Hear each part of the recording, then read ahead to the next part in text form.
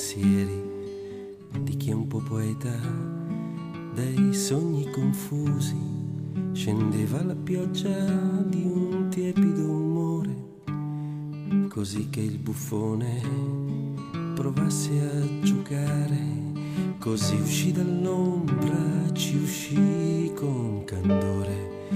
Ci vuole coraggio per farsi ascoltare, e maggio era giusto per farsi sentire, e maggio era in fondo già pronto a scaldare, con parole grandi da farsi abbracciare, parole semplici per farsi capire, parole, parole che dedico a te.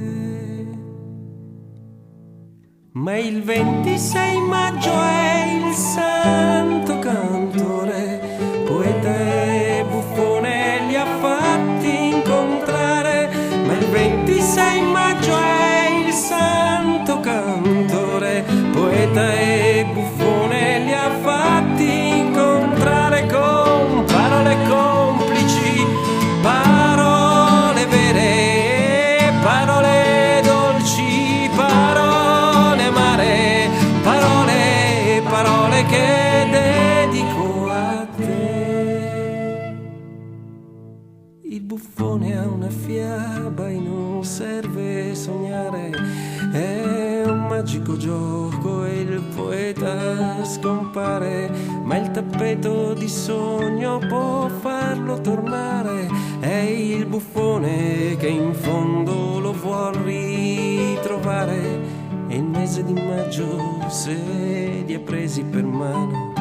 Il poeta i suoi sogni se li porta lontano, e il mese di maggio non vuole passare. Al buffone l'inverno ha già fatto scordare, con parole grandi da farsi abbracciare, parole semplici per farsi capire, parole, parole che dedico a te.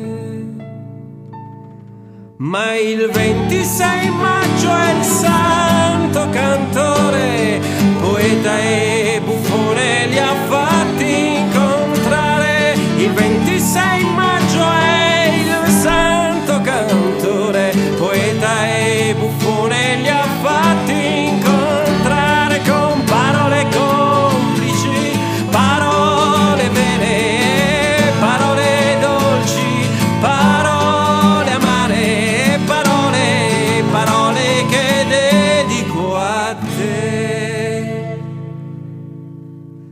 Ma il 26 maggio è il santo cantore, poeta e buffone li ha fatti